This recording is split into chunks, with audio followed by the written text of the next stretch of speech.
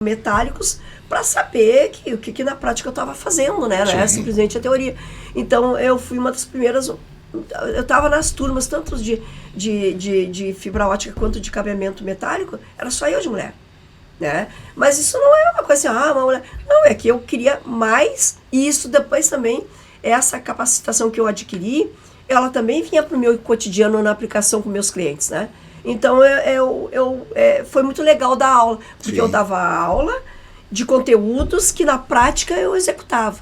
Então, o livro ele era um acessório para mim, a apostila, né? Porque Sim, porque tinha toda a prática ali já no teu dia a dia. No meu dia a dia. Então, eu ficava uma aula tranquila para mim. Até porque eu sou dislexia, né? Então, imagina um professor. E foi um aluno que disse assim, Sora, eu tinha já 40 anos, tu é dislexia? Eu disse, não. Mas o algoritmo está todo espelhado. Sim. Aí eu disse assim, tá, Sora. E de vez em quando tu faz isso. E também às vezes tu fala ao contrário, né? Eu disse, falo. E aí o que acontece, né? E até então eu não sabia, né? Lá na minha infância, eu demorei para ser alfabetizada, quase com 8 anos. Eu era a burra, né? Digamos assim, a menina que não aprendia. Meus irmãos muito inteligentes se alfabetizaram com 6 anos. E sempre eu era a turma, se tinha o terceiro A, B, C, D, F, eu era no F. Eu nunca era a turma A, sabe? Mas naquela época os professores não sabiam, só sabiam que eu não aprendia. Então, bota aqui o grupo dos que não aprendem, né? E pra mim tudo bem também, sabe? Assim, eu nunca sofri, trazia aquele dilema pra casa, sabe? E fui lidando com as coisas. E na faculdade eu sofri muito pra fazer a faculdade. Por quê? Quando eu cheguei lá, as matérias que eu me dei bem eram de programação. 9, 10, 6. Chegava... só conteúdo. Conteúdo leitura, e prática, né? E aí o que acontecia quando era uma disciplina teórica? Meu, que sofrimento, eu repetia 4, 5 vezes. Teve uma cadeira que eu repeti 5 vezes na Unicinos. Mas eu vou me formar. E me formei, sabe? Resiliência. Né? Resiliência, porque eu sabia, mas eu não sabia, não tinha consciência do meu problema. Né? E quando eu consulto um médico, um neuro, ele disse assim, tá, tudo bem, mas a senhora já tem 40 anos, a senhora se virou. Aí eu rabiscava, né, para aprender. Sim. Agora... Criou o teu método de corrigir, de aprendizado. Nesse caso, com 14 anos, aí... A gente foi aprende. uma dificuldade, a gente aprende. Mas aí, Eduardo, o que valeu para mim o meu aluno, que eu agradeço muito ele ter identificado isso na pessoa da professora dele, é que eu conseguia, quando eu vejo que a pessoa está muito não entendendo o que eu estou falando, eu, sabe aquela rebobinar a fita, volta para o início, tento falar mais lento e tento reconstruir o raciocínio. Porque o meu raciocínio ele vai numa velocidade. E a boca, os lábios pronunciam outra coisa que tu tá pensando. Né? E para mim é muito difícil eu gravar, porque eu tô pensando e já saio do contexto.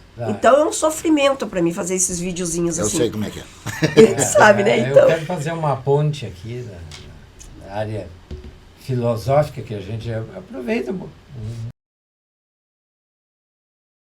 Porque tem algo muito impressionante que eu admiro de ti, que já vou falar aqui. Filosoficamente falando, né, a diferença do enxergar e do ver. Né? O enxergar, para quem não é cego, basta dirigir o olhar e a pessoa enxerga. Qualquer pessoa que não seja cego, ela enxerga. O ver é diferente, Platão fala disso. O ver é a capacidade de transcender o enxergar. Aquela pessoa que vê, ela vai muito mais longe. E a tua visão, a capacidade que tu desenvolvesse, talvez a partir desses desafios aí, te transformou numa pessoa altamente visionária. E eu vou provar isso. Olha só o que... Ai, meu Deus! Olha só o que aconteceu com a Associação Gravataense de TI, a AGTI, né? O qual tu fosse a mola propulsora principal da fundação, jogou Gravataí literalmente no espaço mundial. graças a isso, a Gravataí hoje tem, né, uma presença no mundo através da associação. Bom, não obstante isso, né, não estava ainda conformada, né, tu já enxergasse a visão de estar presente no legislativo, né, para que tu também ajudasse, através da Câmara, das leis relacionadas com a tecnologia.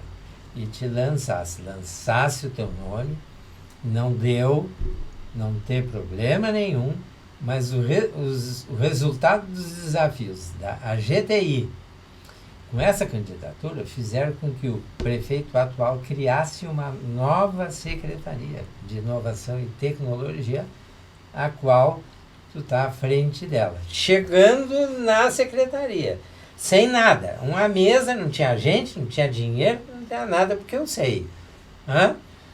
O que a Selma faz? Lança Gravataí e faz uma visita no Vale do Silício. Meu Deus do céu!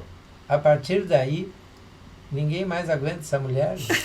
Ela veio, criou a Casa dos Startups. Então, é uma sequência que eu posso falar hoje, nessa capacidade de transformação, né, é resultado de tudo isso, né, quem ganha somos nós. Agora, então, eu quero ir direto. Eu posso só fazer Claro, lógico, isso aqui é um bate-papo. Volta um pouquinho antes, em 2016, a GTI não existia. Não, mas existia a Silvia, nossa aluna. A Silvia foi e que teve um sonho. A Silvia me chamou e disse assim, Sora, eu preciso que tu me ajude a criar uma coisa para representar nós, a TI. É verdade. E aí eu estava já numa pré-campanha. E eu sempre fui muito cuidadosa de não envolver quem não gosta da política em projetos que eram pessoais meus. Projetos, ideias minhas. Como eu já tinha trazido a Câmara para a nuvem, 2015, 16, a Câmara de Gravataí, ela foi já a mais moderna Câmara Municipal do país. Tá? Então, o que aconteceu? Várias vezes, quando eu estive lá, eu tinha trazido toda a Câmara para para um sistema em nuvem, e os vereadores, cada um tinha um notebook para fazer as suas votações e apreciações no plenário, e utilizavam token. Então, eles começaram a usar token quase antes da OAB. A OAB estava iniciando e eles já estavam usando. Tanto que quando a Câmara venceu a licitação, o representante da CertDesign veio aqui. Como assim uma Câmara usando isso, sabe? Eu disse, não, isso é normal, mas não era, tá? E aí, quando eu estava... Deveria ser. Deveria ser, né? E eu segmentei o sistema, a migração administrativa, folha de pagamento, contabilidade, que já era informatizado em outra época que eu estive lá. E depois informatizamos os gabinetes, preparamos os gabinetes para entender o sistema, a integração. E por último, então, era o plenário, onde ia desde o login, assessoria para o vereador, para ele ler as pautas, né, e tal. E eu ficava ali. Então, eu ficava das 17 horas até a hora que terminasse a reunião, né, que entra na discussão do expediente e tal, eu ficava como técnica de apoio observadora, né, observando e tomando cafezinho. Todo mundo sabe que eu sou cafeinada, então às vezes não chamava, eu ia lá ajudar, e principalmente a hora da votação, que sim, aí o meu trabalho era bastante presente, porque eles estavam aprendendo também. Eles aprenderam trabalhando, tá? Sim. E aí, quando eu tava ali, deu aquilo assim, cara, nós temos a Câmara mais moderna, tinha já aquele telão que tá lá até hoje, que foi na minha época, aliás, ele tá desatualizado. Se uma TV daquelas estraga tudo, porque ele é conectado por cabos que já não estão mais na moda, tá? E aí, o que aconteceu? Assim, mas, cara, o vereador não fala de futuro, de empregabilidade, de inovação. O que eu tô fazendo aqui, né? E aí, vem a primeira eleição virar, né? Em 2016, isso era 2015, que precisa preencher a cota mínima do gênero da menor proporção, que não é o gênero da mulher, né? Ficou isso, mas não é. Então é o gênero, o gênero menor proporção é 1/3 que tinha que preencher. E aí começaram os convites, né? Tu não quer participar, aquela coisa toda, eu já era professora e tal. E eu disse, mas olha só, se eu concorrer, vai que dá. E aí eu trago essa pauta para o Legislativo. E obviamente que em casa todo mundo foi contra, né? Todo mundo... Aí eu processei mais um tempo, disse, não, eu pago faculdade, eu ajudo os meninos para isso, eu ajudo na manutenção da casa, eu não preciso pedir para concorrer. Eu fui lá e me filiei num partido. E cheguei em casa, vou concorrer. Aí e aí meu marido disse assim, mas com que dinheiro? Com meu dinheiro, tirei o dinheiro da poupança, deixei de comprar alguns sapatos, enfim, e peguei o meu dinheiro. Literalmente tirei o meu dinheiro da poupança e junto com um colega meu, Juliano Pacheco, que foi a única pessoa contratada, né, efetivamente, e mais alguns sobrinhos que estavam terminando o ensino médio para a faculdade, eram no máximo 5 pessoas. Eu mandei imprimir 40 mil informativos e percorri 40 bairros, em menos de 40 dias. E aí nós fizemos 1.090 votos, fiquei de primeira suplente, mas eu já era metida, eu já tinha escrito a lei de inovação. Isso aí. Caso eleito fosse, entregaria ao prefeito para mandar para a Câmara. Como não deu certo, né? Chamei a Silvia, tá, Silvia, o que tu queres? Fiz o estatuto e entreguei para ela. Ela disse, não, senhora, tem que ter gente, pessoas. Eu disse, não, é isso que tu pediu, mas tudo bem. Como tu tem aquele gap, né? Pré-campanha e pós-campanha, eu retomar a minha empresa, eu disse, tá bem. Aí reuni 15 colegas, alunos e professores, e fundamos a GTI. Com o propósito de quê?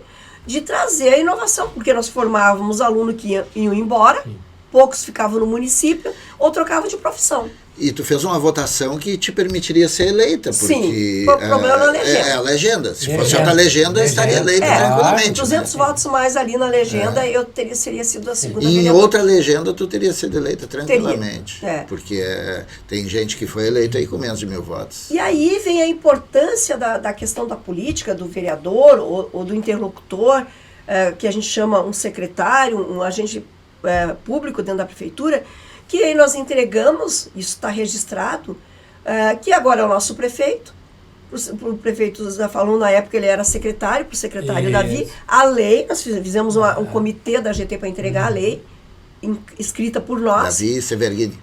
Entregamos em 2017, e ela só foi para a Câmara em 2019, 2 anos depois. Sim. E aí ela foi para a Câmara, e quando ela foi regulamentada em 2020, plena pandemia, ela não funcionou. Sim. Ela não teve um funcionamento. Então, o que acontece, né? E aí, a GTI, esses 15 malucos, e aí depois nós tivemos mais alguns malucos, como o Mário e outros que vieram para dentro da GTI. Com 100 membros, a gente chegamos a ter. E começamos movimentos voluntariado. Primeiro prêmio de inovação no shopping. Segundo prêmio de inovação no shopping. E aí, o que acontece? Com o primeiro prêmio, já em 2018, a gente revela o primeiro unicórnio de Gravataí. Né? Que os meninos saíram de um prêmio de R$500, que a gente gastou R$500, mas a gente conseguiu 70 mil em premiação de serviços e tal para o vencedor. E veja só, a startup que ganhou o prêmio, ela não era de Gravataí. Né? A gente teve que trazer de outros para ter 10 concorrentes para chamar os investidores, né? E os meninos que ficaram em penúltimo... vai ter um número mínimo de participantes. E os meninos que ficaram em penúltimo lugar, que era na época o WhatShare, que eram os alunos nossos, alguns deles, né, do grupo, eram nós, 3 meninos.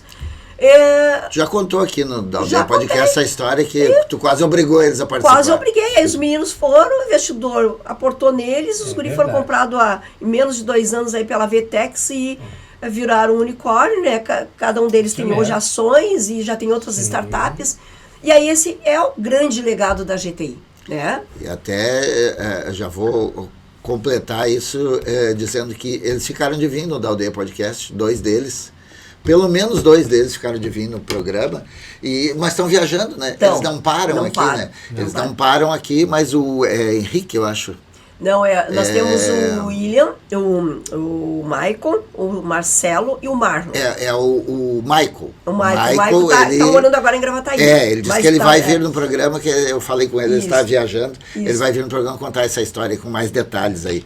Mas isso aí, o que aconteceu disso aí, o resultado disso é colocar Gravataí no mapa da tecnologia do mundo inteiro. Do mundo inteiro. Porque, na verdade, nós precisamos, não tem mais barreiras geográficas para isso. Sim. Não tem. E a tecnologia eliminou essas barreiras geográficas. Eliminou.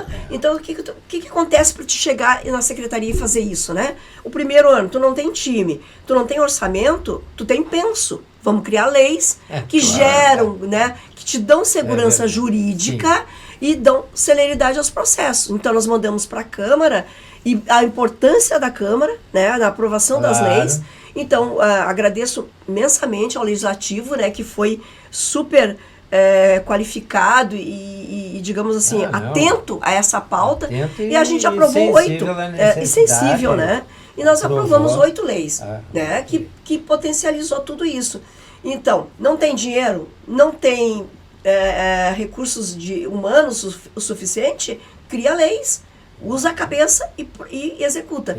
Depois, quando tu tem a equipe e tu tem um orçamento, tu começa a executar aquilo que tu está pensando. Sim. Então, muita coisa foi das minhas experiências.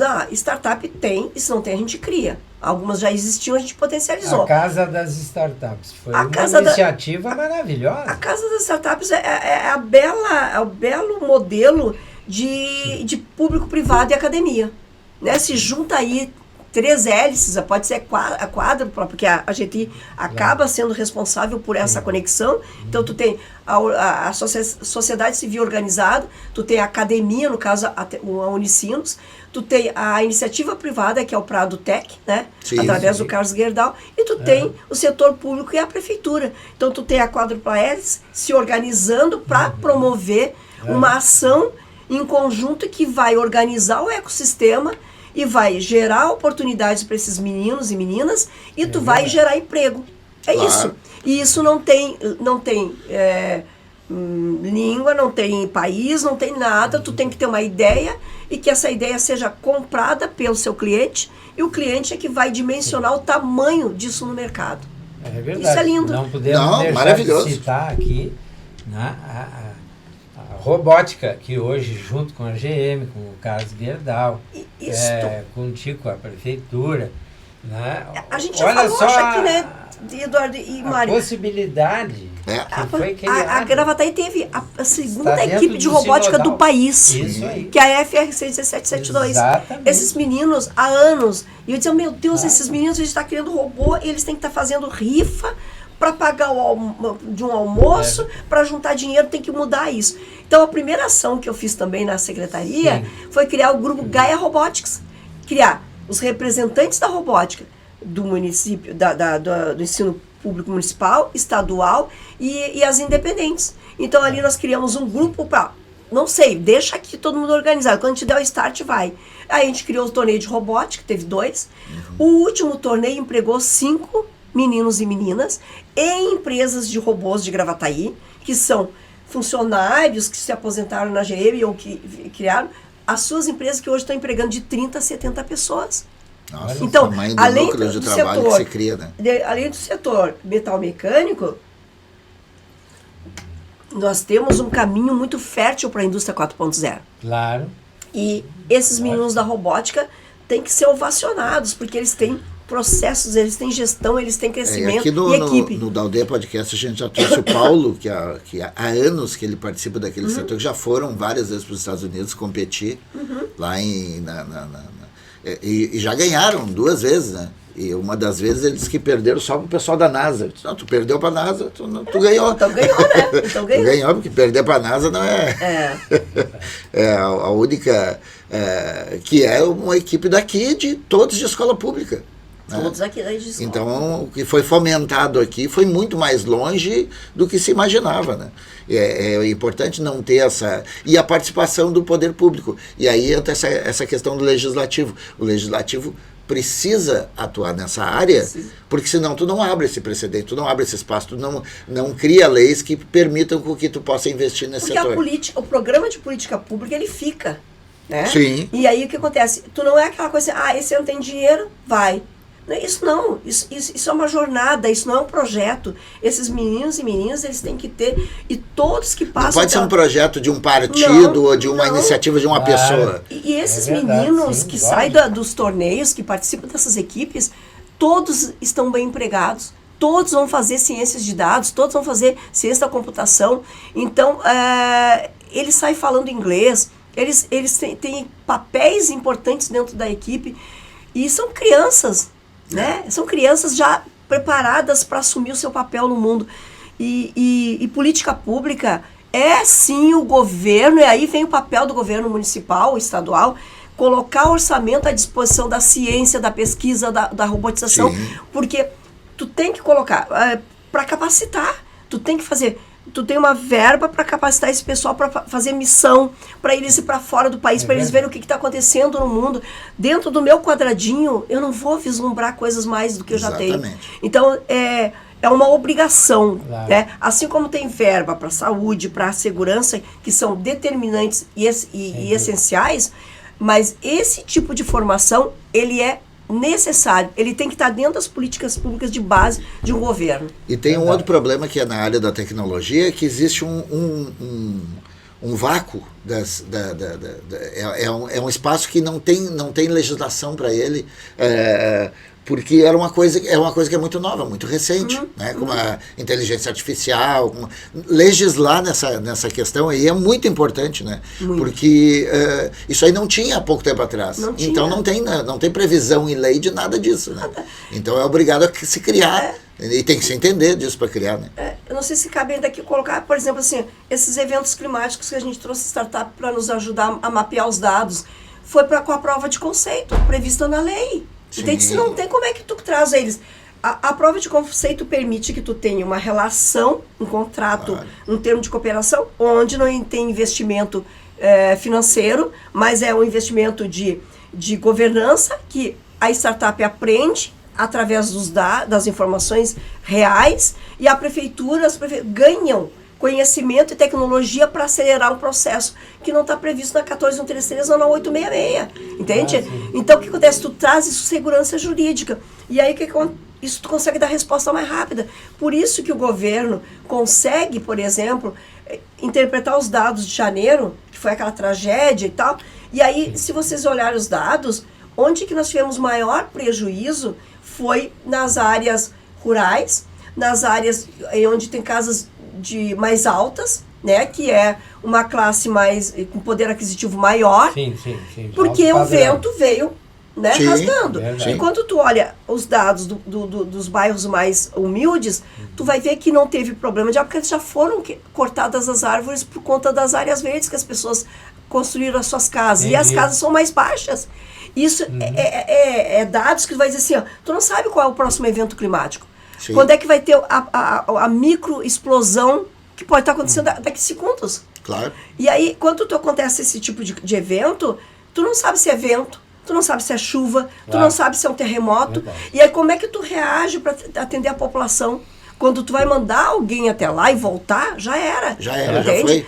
Já aconteceu, né? E a gente conseguiu isso com uma prova de conceito em janeiro, para entregar a lona, para entregar a telha. Né? E aí agora, o resultado a gente viu, né? Gravataí foi uma das cidades menos afetadas nesse consegue, dilúvio, né, que aconteceu no Rio Grande do Sul. O prefeito consegue usar esses dados e dizer, o desassoreamento dos arroios é obrigatório, e começa a fazer isso. Claro, porque tem esses dados, né? E se vocês olharem no site ali da Defesa Civil, o nível de água, de chuvas em Porto Alegre e Gravataí quase se equivaleram. Sim.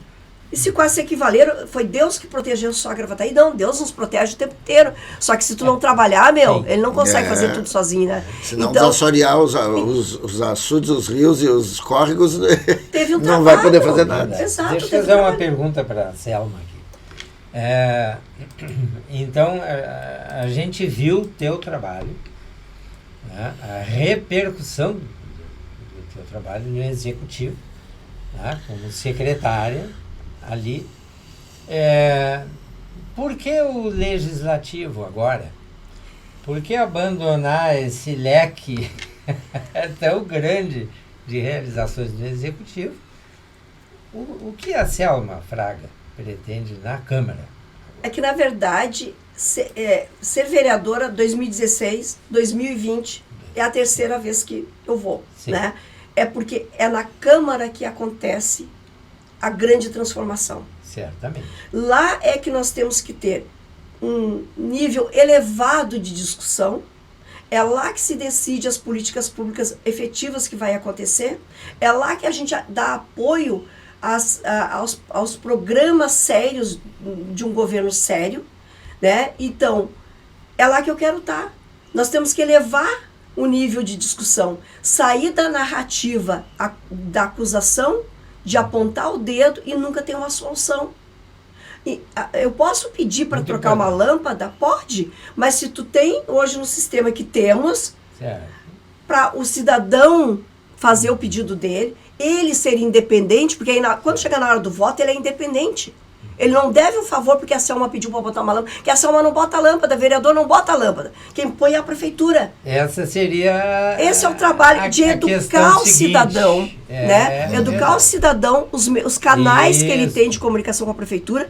E aí tu tá ensinando ele a se tornar alfabetizado digitalmente, porque nós vamos passar por uma fase da velhice, que é a qual eu estou com 60 a mais. Muitas vezes a gente não tem como se movimentar até o setor público, mas eu tenho hoje, todo mundo acessa o quê? O WhatsApp. Todo mundo tem um smartphone, independente da classe social. Então eu tenho que fazer com que o cidadão por aqui se comunique com a prefeitura. E ele não precisa dizer que é a Selma que conseguiu a lâmpada. Ele tem que dizer, a Selma me ensinou a usar os canais de comunicação da prefeitura. É esse o papel que o legislativo tem que ter. Né? Então vamos deixar claro aqui algo que eu acho muito importante, porque Gravataí, né, remanescente da aldeia, eu cheguei aqui há 52 anos atrás, né, a aldeia dos anjos, os caboclos da aldeia, etc. E o povo se acostumou. Olha, a rua está com problema, chama o vereador, falta uma lâmpada, eu quero arrumar uma vaga no hospital, lá uma baixa no hospital, é o vereador. Chama um cacique. Chama um cacique da aldeia que ele resolve. Mas o vereador não é para isso. Tinha outros meios, né? O canal de comunicação era o vereador, né? Lógico. Então, é importante o teu pensamento para que o legislativo funcione na sua plenitude, que é fazer a lei para o município e fiscalizar.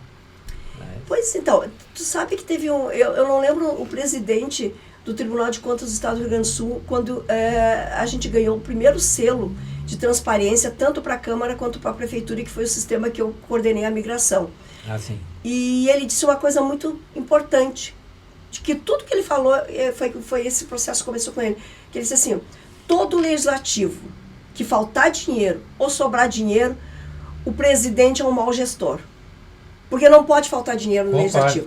E não pode sobrar. Não. Porque se sobrar, ele tem que aplicar em condições do vereador trabalhar melhor, de recepcionar o cidadão, de ter condições para o servidor trabalhar. Quando ele devolve dinheiro para o executivo, ok, o executivo tem sempre onde aplicar, mas ele foi incompetente lá. Sim, ele não teve conhecimento suficiente para fazer gestão dos recursos e aparelhar de equipamentos para funcionar melhor. Desde manutenção, de melhorias de energia, usar os recursos naturais para gerar energia, sustentabilidade, PPCI, acessibilidade, uma pintura, uma rachadura. Cara, tem muita coisa para fazer, tem muita coisa. E mais importante ainda, respondendo a outra pergunta, se eu quisesse ser secretária, essa é a lógica, e os senhores são inteligentes e sabem muito mais de política do que eu, basta eu apoiar um vereador. O vereador foi eleito, ele vai te indicar para ser secretária. Tem cotas. Eu nunca quis ser secretária. Né? Eu sempre me senti bem no papel de técnica de informática. Né? Então não foi uma decisão minha ser. Eu fui convidada, eu relutei no início e aceitei meio que condicionada, assim, tu que tem, nós pensamos em ti, tu vai tocar isso aqui, tu tem experiência. E eu fui. E foi um trabalho árduo. E em xeque a minha saúde, porque eu trabalhei de 6 a 6 horas muitos dias e eu estou muito feliz com as entregas hoje do resultado. Então, a Câmara ela tem que desempenhar o papel, ela tem que reconquistar a reputação que é um legislativo, de pessoas sérias, comprometidas e com conhecimento e que conheça a sua cidade. Tu chegou a 52 anos, né? Chegou em Gravataí. Eu nasci em Gravataí, há 65 anos. Eu nasci na última casa, antes da ponte do Passo Taquara ali para Glorinha. Eu nasci no Passo Taquara. Então, eu sou da minha cidade. Eu morei quase todas as paradas, porque o meu pai não tinha um trabalho fixo. Então, quando ele arrumava um trabalho, a gente mudava. A gente mudava. Da 58, da 59, da 70, 73, 72. Né? A última casa que nós moramos, que aí foi comprada por ele, e a minha mãe que acabou pagando no final, quando ele morreu, eu morei na 73, na Marrocos. Ah, sim, na Marrocos. Lá em cima. Lá. E aí o que aconteceu? Lá próximo do distrito. Lá na ponta, quase no distrito, tá? Então, quando eu arrumei o meu primeiro emprego formal aos 16 anos, eu fui morar com a minha avó na 58, quase Cachoeirinha. Que eu fui trabalhar no Febernat, que foi lá que o seu Eduardo, o meu investidor, digamos assim, me revelou para TI, né? Então, o que aconteceu? A gente tinha que... Mas fala pro pessoal o que tu fazia lá, que tu falou antes. No supermercado, então, quando eu queria muito trabalhar, ajudar minha mãe, né? A minha mãe ficou viúva com 32 anos, 3 filhos e tal. E eu disse, não, eu ajudava ela ali entre meus 14 anos, eu trabalhava como faxineira, ajudando nas vizinhas e tal. Mas eu queria mais, eu queria trabalhar. E eu consegui um emprego no Febernat, que era o supermercado Febernat e o Econômico, né? Os dois únicos. E o Febernat era modelo, era onde tinha... as pessoas mais bonitas desfilavam ali, mais bem vestidas, juízes e tal. E para mim... Febernat, na época, era o que o Zafra é hoje. Não, hoje é o Carrefour, né? Não, eu digo em status, assim. Status, né? E eu tinha uma lancheria maravilhosa, tinha uns pastéis, assim, eu disse, meu primeiro salário eu vou comer um pastel, porque pastel era coisa rara, nunca tinha na minha casa, né? E ele vinha com uma azeitona dentro, assim, entendeu? Meu primeiro salário eu comi na lancheria um pastel. E aí o seu Eduardo chegou e disse assim pra mim, Eduardo, como você? Selma, tu quer trabalhar no CPD, Centro de Processamento de Dados? Tem uma vaga lá. Eu disse, Eduardo, como é que eu vou trabalhar lá? Eu só sei vender mortadela e queijo. Trabalho aqui com aquelas... Fiambreria. Como é que é aquelas balancinhas, né? De pezinho? Sim, a balança. Selma, tu é rapidinho, tu vai aprender rápido. E aprendi. Então, seu Eduardo, onde o senhor estiver, muito obrigado, porque eu estou aqui, porque o senhor foi o meu fiador e me deu condições de eu entrar nessa profissão maravilhosa. Muito obrigado. É isso aí, ó, bela história. Não tinha porquê, se não fosse por ideia dele, tu ter ido para a área da tecnologia. Supermercado, e talvez fosse feliz também. Sim. Eu era feliz vendendo queijo mortadela. Não. Eu era feliz, eu era muito rápida, a fila não crescia, eu atendia rápido. E as senhorinhas chegavam de manhã e diziam, eu quero ser atendido por aquela mocinha, porque eu atendia com rapidez e era amável com elas, entende? Sim. Então, faça o que tu fizer, faça com gentileza e felicidade, porque alguém vai estar te olhando. Foi o que aconteceu comigo. Mas com certeza. Tem dúvida. Uma questãozinha ali que eu acho muito importante. Aquele munícipe que mora num bairro mais simples, trabalha numa pequena empresa, por que votar em Selma Fraga, que vem lá da tecnologia, etc. Por quê? Qual é o motivo aí? Um dos motivos seria essa história que o seu Eduardo... Verdade. Né? Eu era uma menina de 16 anos, às vezes eu não tinha dinheiro para passagem, eu não tinha bolsa, eu levava o meu uniforme num saquinho, era de papel, saquinho aqueles, né? Não tinha sacolinha de plástico, e eu tinha um tênis, uma calça e uma camiseta. E vestia o uniforme do supermercado. E o seu Eduardo me olhou e acreditou em mim. Por esse motivo, eu fico emocionada, porque eu nunca pensei que eu tinha que ser a coitadinha. Nunca. Me dava uma oportunidade, eu abraçava. E porque também, essa pessoa que está lá num bairro mais distante, a gente tem um projeto muito bacana dentro do programa Usina de Talentos, que é levar os laboratórios, meio que os hubs sociais para as comunidades. O que é o hub social? É tipo uma incubadora, um espaço onde o jovem, o adulto, porque não tem idade nisso que eu estou falando, ele possa se qualificar e entender que a sua ideia pode virar um grande negócio. Agora, recentemente, um menino aí que ele lavava carro e tudo, eu nem terminei de ler toda a matéria, ele está bilionário, ele é de Santa Catarina com ovos, é essa a manchete, eu vou procurar entender o que ele está fazendo. E virou tipo uma startup, um novo negócio. Então, assim, eu consigo traduzir a minha experiência em oportunidades. Não é o assistencialismo eu alcançar para ele o que ele está precisando hoje, a passagem dele. Sim. Eu quero trazer para ele a oportunidade de ele desenvolver uma atividade longeva, que ele vai poder cuidar da família dele, que ele vai poder ajudar um neto no futuro, sabe? Que ele não precise ser assistido por um político e ficar refém. Que ele possa ser livre, né? De ter as suas escolhas. Não deixar que alguém decida por ele. Não, tá, muito obrigada. Eu aceito o que tu tá me dizendo, mas eu quero pensar um pouquinho. Claro. Eu tenho que pensar, porque quando eu penso na comunidade, eu tô pensando na minha própria, em mim mesmo. Agora, quando eu só penso em mim, cara, não vai durar para sempre. Eu sempre digo uma coisa básica para todo mundo, assim, ó. Um dia, todos nós seremos comida de minhoca. Ah, sim. Então, seja o melhor exemplo que você possa ser hoje. Seja solícito, seja responsável. Eu sei que hoje eu estou sofrendo algumas coisas que não é bacana. Mas assim, de repente, a Selma Fraga, de 65 anos, teve sempre uma vida legal. Agora, só porque ela trouxe projetos bacanas para Gravataí, ela está sendo instigada a coisas feias, né? Sim. Eu estou aqui, eu vou continuar aqui. Eu, não estando na política, eu tenho profissão, eu continuo. Agora, quem sempre só depende de política, que ela é momentânea, né? A política como toda, ela é eterna. Agora, mas a ocupar um cargo político, ela está ocupando. Ela não é. Então, isso é feio. Isso é feio, isso não é dignidade. Como é que eu me apresento para minha família que eu quero ter sucesso, mas eu tenho que derrubar alguém? Por que eu tenho que, né? Então, eu acho que a política tem que terminar, o outro, tem que né? desqualificar essa narrativa, né? Ela é uma capacidade dos mais fracos, que não tem um argumento suficiente. E tem uma coisa, né, Mário? Mas que feio, né? Eu cuidei do computador da mãe, do pai, do filho, cuidei da toda a rede da Câmara, e aí, de repente, eu virei... Pô, não tomem vergonha na cara, né? Sejam gentis, sejam educados e respeitosos, né? Reciprocidade no mínimo, né? No mínimo. Vamos dar ibope. Nem dizer quem, né? Mas a verdade, ela vem à tona, ela prevalece, ela se sobrepõe a todos esses tipos de insinuações ou ilações, como se diz, ou ilações. Né? Qual é a primeira iniciativa da Selma vereadora?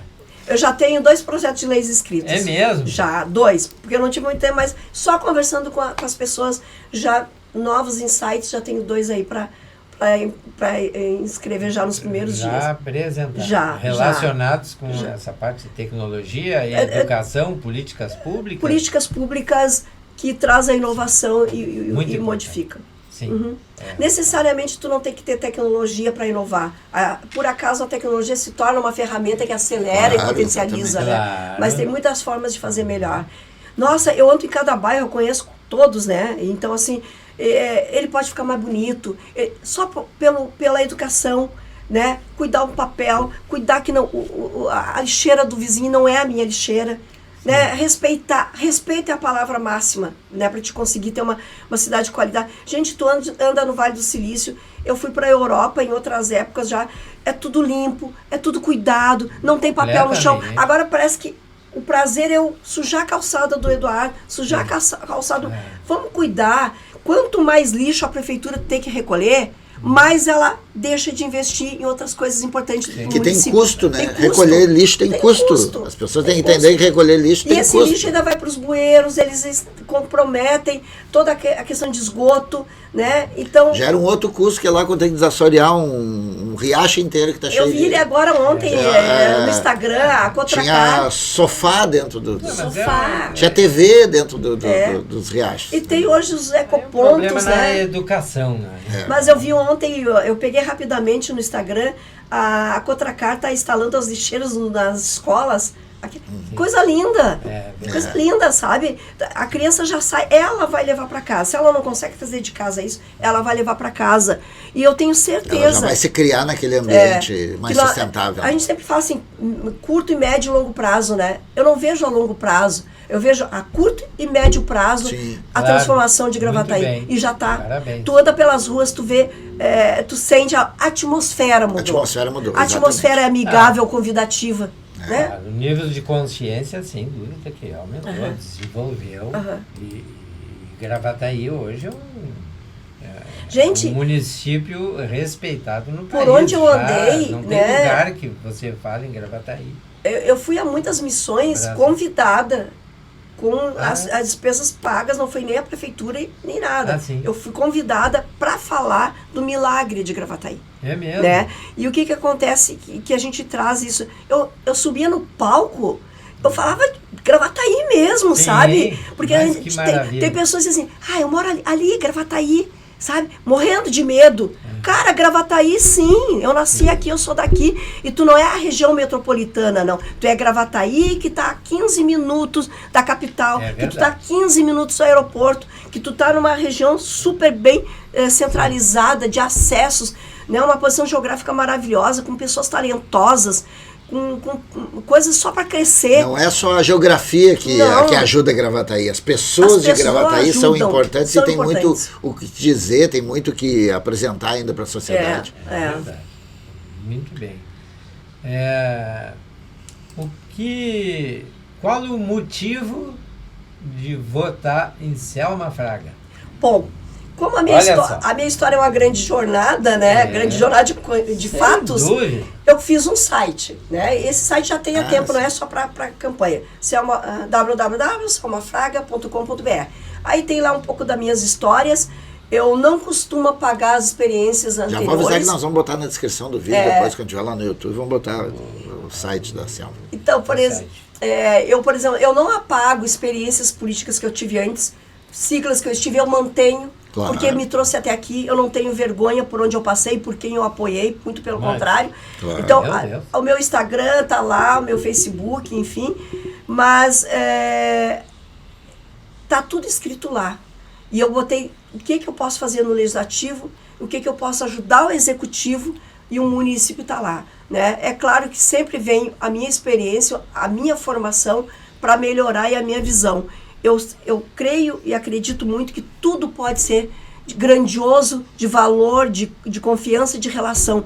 Hoje, Gravataí é um município confiável. Haja vista as empresas. Vou dar um exemplo para vocês. Eu estive no Distrito Industrial antes da chuva. É normal as minhas rotinas, tá? Mas antes da chuva eu estive. E eu tinha visto um monte de placas. Aluga-se. E eu voltei agora, depois da chuva. Tinha uma placa de aluga-se, mas tinha gente já ocupando, tinha empresas ocupando. Então, as empresas que infelizmente, né, eu digo infelizmente, elas sofreram em outros municípios, elas vieram, elas encheram.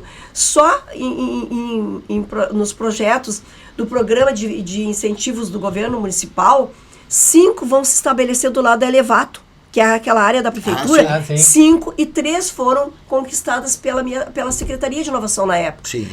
Nas networks, eu tô lá, falo de Gravataí, 5 estão ali. A ampliação da Aegis, que a gente está tentando, que é a primeira empresa de lanternas táticas do Brasil, da América Latina, né, exportar para o mundo. Então, assim, isso são conexões, mostrando para o mundo que nós temos uma cidade com potencial gigante, acolhedora, com pessoas maravilhosas e que tem produto que nós temos que mostrar as nossas marcas. A gente não tem que ficar com vergonha. Sobre essas lanternas táticas, eu vou falar rapidamente.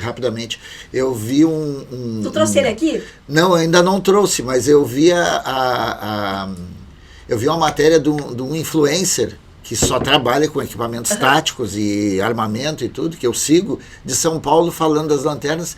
Quando está terminando ele falando das lanternas, aí disse, é lá do Rio Grande do Sul, ali, eu não me lembro o nome da cidade e tal, e um cara botou embaixo da descrição de Gravataí.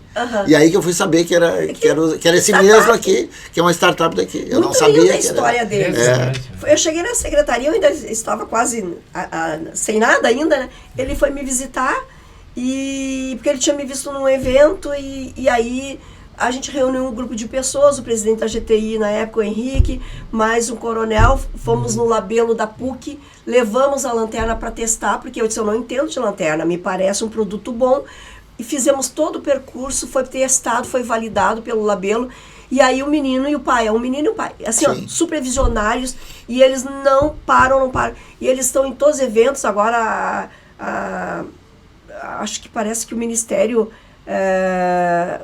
da aeronáutica, alguma coisa, registrou uma parece que é do ata. exército, alguma coisa, todos, vai contratar alguma, serviços. vai contratar, e eles estão já vendendo, e o foco, claro, são os governos, né? Porque, vou citar um exemplo, que às vezes Guarda municipal, não tem uma lanterna, às vezes a pessoa, um animalzinho tá lá, eles não têm uma, isso é uma ferramenta, né? Claro. De defesa, de ajuda, de socorro. E nós não temos, e tem aqui em Gravataí. Eles doaram, inclusive, Doaram, a Guarda Municipal algumas lanternas, né? Vê quanta coisa a gente tem. E sabe de onde é que surgiu a ideia deles? Sabe como é que surgiu? É muito legal, tem que chamar eles aqui. Eu sou gincaneira. Não, já estão convidados. Eu ia dizer que no meio disso tudo eu achava tempo para ajudar na gincana. Eu sou gincaneira, né? Ele também só que ele era de uma outra equipe nossa. E eu lembro que meus filhos chegavam nessa época, era muita lanterna comprada. E depois iam jogar porque elas são descartáveis. E aí foi o que motivou ele. Porque as lanternas não duram, curiosidade. Sim. E aí foram entender melhor o processo, entender. E aí eles, né? E eles são ciclistas, e ciclista precisa de lanterna. Sim. Então, os gincaneiros, da experiência das gincanas, de lanternas que a gente traz. Tem um nicho, né? especial ali. Sim. Os guri têm uma indústria maravilhosa e é de Gravataí. Como é que tu vai deixar eles embora porque tu não dá um incentivo, mão de obra? Eles estão contratando engenheiros, pessoas, sabe? Nossa, isso é incrível. E é daqui. É sensacional. Ô, Selma, quero te dar Muito um espaço aí. Por quê? Já está terminando? Para falar...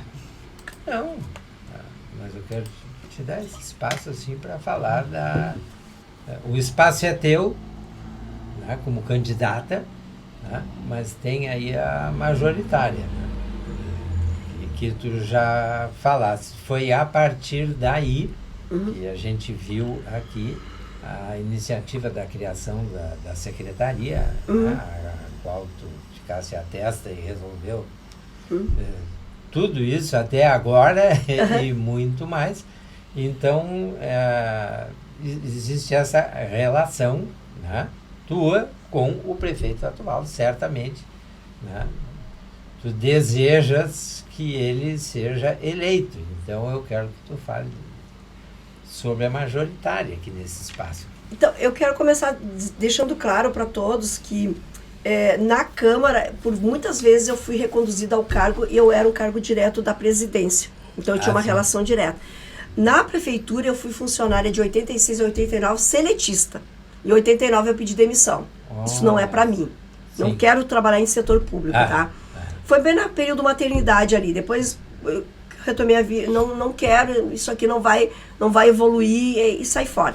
Quando as pessoas me viam na prefeitura, naquela migração do sistema, 2012, depois de novo uma nova migração, eu não era funcionário da prefeitura e não fui. Eu nunca estive dedicado ao governo. Eu era da Câmara e eu não aceitei o convite de vir para a prefeitura porque eu disse, depois que terminar o projeto eu vou ser demitida. E eu não quero. E aí então foi criado um dispositivo legal para que eu fosse cedida para a prefeitura para coordenar a migração. Então eu estive na prefeitura especificamente. Que acontece em vários setores. Especificamente no projeto, tá? Então é a primeira vez que eu trabalho num governo onde eu estou numa condição de secretária e que o prefeito diz assim, o que o senhor quer que eu faça com essa secretaria? Não sei, te vira, a tua experiência me diz que tu sabe o que fazer. Coisa maravilhosa. Então, o prefeito Zafalon e o doutor Levi são duas pessoas muito qualificadas, responsáveis, uma régua muito alta, né? E que eles te dão oportunidades, mas ele cobra.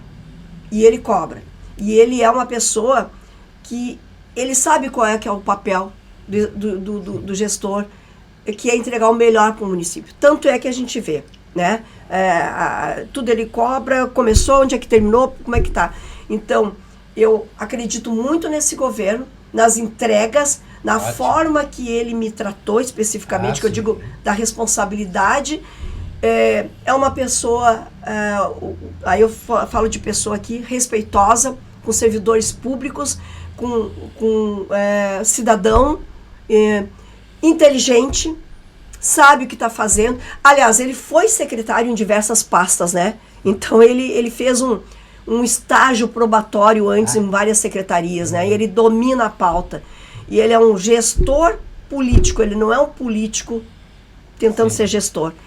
Então, Gravataí está onde está, porque hoje nós temos 2 pessoas que olham para frente e olham pelo povo, não para si. E quando nós ganhamos muitos prêmios pela secretaria, ele pergunta assim, tu pagou? Não. Porque, não, se tivesse comprado um convite, por exemplo, não pega. Nunca foi cobrado qualquer prêmio. Nós ganhamos por meritocracia os prêmios. Todos, tá? Então ele disse, bom, então eu vou receber. Porque assim, ó, a gente sabe que tem, às vezes, alguns protocolos que são necessários. Ninguém sobrevive para dar um troféu. Claro. Sim. Né? Tem que ser de algum lugar. Mas nenhum prêmio que nós ganhamos teve um aporte financeiro. Foram todos por meritocracia. O prefeito Zafalon subiu no palco do Salt Summit desde a primeira edição. É verdade. Porque na Grampal nós tivemos uma posição dentro do Fórum de Inovação sempre presente. Eu fui a todas as reuniões do fórum e eu marquei espaço para Gravataí, levei o nome do prefeito e briguei no sentido bom. Claro. Vai subir 5 prefeitos, o meu vai estar lá. O meu prefeito vai. E é um prefeito que te orgulha de ouvir falar. Ele vai, ele fala, ele não vem com aquela narrativa política, que ninguém quer ouvir, esvazia o palco. Todo mundo para ouvir. Todo mundo quer ouvir o Zafalon. Eu quero ter o teu prefeito na minha cidade. Então isso já diz tudo, porque que eu quero que o Zafa e o Dr. Levi sejam reeleitos, porque Gravataí merece. Gravataí merece essa gestão por mais 4 anos, porque aí ela voa, e aí o cidadão não vai precisar mais pedir amém. Né? E aí nós vamos fluir. É isso que eu quero. Ele tem falado, né, que quando eu já ouvi a sua fala e ele inicia dizendo, Gravataí hoje é a melhor cidade para se morar. Tu fala sobre isso.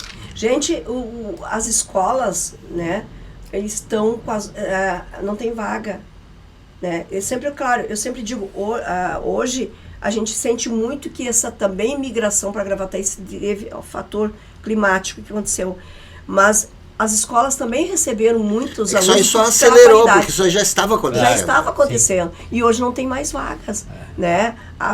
O mercado imobiliário aquecidíssimo, né? Muito. Então eu acho assim que nós temos agora que aproveitar que nós temos um governo solidário, respeitoso, e fazer com que isso seja uma atmosfera de toda a cidade.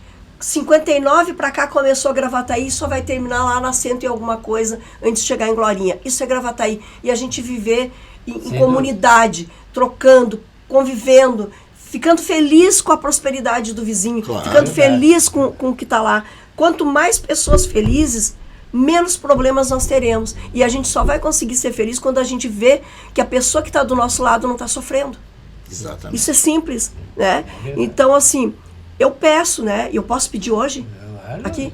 Então eu peço que para vereadora vote em Selma Fraga 20014 e para prefeito 45, Zafa e Levi. Que está melhor assim, que continue melhor assim, por muito tempo. Eu sou da área da educação, né? Há 50 anos. Né? Então hoje nós temos em Gravataí já a presença da primeira escola cívico-militar. Então, e a educação não se faz sem disciplina. Essa escola aí, ela tá em cima da disciplina. A minha área, eu fico assim, muito satisfeito. Mas olha, considerações aí da Selma, nós já estamos aí com 1h15, mas não tem hora, né? Nossa, foi as tudo isso. considerações aí. Passou rápido. Esse programa, ele é teu. Esse episódio, ele é teu, Selma. Nossa, eu quero agradecer imensamente ao Eduardo, que desde a primeira vez, né, eu cheguei correndo, tinha uma outra agenda, chegou aí, cheguei correndo. né, para a Nossa, estreia. ela nos atendeu aqui, a gente entrou em contato com ela entendeu a nossa ideia do que era o programa e foi uma das primeiras pessoas que veio e indicou um monte de gente. Quando chega uma indicação da Selma, só tem que marcar o horário que a pessoa vai vir, só isso que... Não, eu agradeço muito assim esse reconhecimento, mas sempre fez parte do meu DNA. Não existe que vai isso retornar para mim. Isso tá, até porque tem uma coisa, desde a primeira vez que isso aqui veio para nossa mão, esse meu número aqui é o primeiro número que eu tive de celular, quando era ainda, né, ele só foi migrando de aparelho, tá? Sim. Então, os alunos que tinham meu celular na época, meu número tem até hoje, o meu e-mail também. Então, todo mundo que eu conheço, que está aqui, eu conversei ou alguém. Então, eu tenho as pessoas e a gente só tem que conectá-las.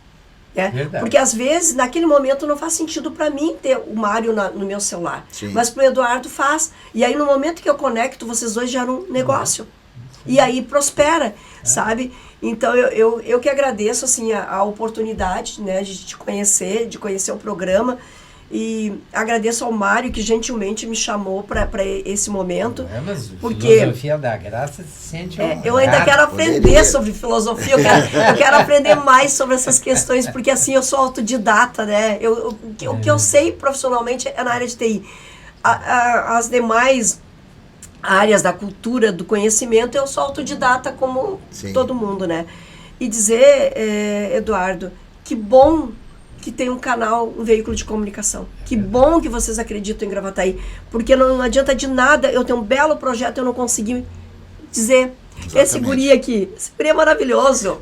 Veio aqui lançar o livro dele. Maurício daí, Preto, ele esteve comigo essa é. semana e ele talvez venha a Gravataí ainda semana que vem, ele está pensando em alguma coisa, mas enfim, eu conheci ele numa das conexões. Já vou chamar ele, já para quando tiver em Gravataí, vir aqui. Numa das conexões. E esse rapaz é um dos maiores empresários, sabe? E que já trabalha com as maiores empresas. Ele sozinho poderia ser um unicórnio, já fez mais de $1 bilhão de negócio. É mesmo? É gigantesco. Ele é maravilhoso. E de uma gentileza, de uma humildade, né? E então, eu acho que nós precisamos mais disso, né? De gentileza, de humildade. E antes de falar qualquer coisa, pensar. Porque o mundo, ele gira. E se eu falar mal do Eduardo, pode ser até um desafeto eu e ele, mas ele tem família, ele tem pessoas que sofrem com o que eu falei. E às vezes por uma questão do momento, né? Então a gente tem que ter um pouco mais de cuidado com as pessoas, né? Essa narrativa só por ser narrativa. Então eu acho que é isso, é pedir para as pessoas ficarem mais atentas, procurar o currículo das pessoas para entender o que está acontecendo, mudar essa narrativa. Nós podemos, eu tenho certeza que Gravataí, ela já está, mas eu tenho certeza da grandeza que ela vai chegar ainda em pouco tempo, muito mais. Tá? Mas não só uma questão de grandeza, Gravataí. Não, é que ela acolhe, que ela recebe e que ela devolve. Né? Devolve para as pessoas que passaram por aqui. É isso que eu quero. É o que eu quero, que as pessoas abram os olhos e veem. Né? Sejam visionários. Pense para os futuros. Não serve para mim, mas para o futuro serve que está vindo? Não. Então vamos ficar com o que está bom. Está melhor assim. Maravilha. É que a cidade cresça e seja bom para todo mundo e não para meia dúzia. É isso. Que essa Gravataí que a gente quer, que ela se estenda para todos que estão em Gravataí. Não que fique ali um Gravataí gigante para meia dúzia só. Exato. O Eduardo, eu quero aqui publicamente agradecer a ele. Agradeço. Um dia se encontrou comigo no supermercado. Na fila do açougue. Na fila do açougue. E me convidou para Da Aldeia Podcast. Aí eu fui ali, fiz o episódio, fiquei muito empolgado. E hoje eu tenho... Hoje é o primeiro episódio da Aldeia Podcast junto com o Filosofia da Graça. Espero que tenhamos muito. A primeira lá e a primeira aqui. Exatamente. Olha, que honra. Isso aí. Então, que honra. Eu quero te agradecer hoje pelo primeiro programa junto. Exatamente. Agradecer muito a Selma. Eu desejo que o objetivo ele seja alcançado. Aquela outra vez não foi alcançado porque existia um propósito em cima daquilo. Era mais importante a criação da secretaria do que a tua presença na Câmara, eu tenho certeza disso, porque hoje está consolidado muita coisa na área da tecnologia, né? Eu tenho certeza, assim, absoluta. Então, essas coisas, elas vêm na hora certa, né? Agora, então, a hora bem certinha da tua trajetória, tua presença na Câmara. Muito obrigado pela tua... Eu agradeço de novo, novamente, a vocês dois e a todos que estão nos vendo e nos ouvindo, né? A paciência de estar aqui ouvindo as minhas histórias. Alguns já viram milhares de vezes, né? Não tem problema. Mas é isso, sabe? O que a gente quer para nossa cidade? Verdade. A cidade tá bonita, tá graciosa, Claro. né? Tá aconchegante. É isso que eu quero? Então, já decidiram. Lógico. É 45, Eu quero marcar... dia 6/10. Quero marcar contigo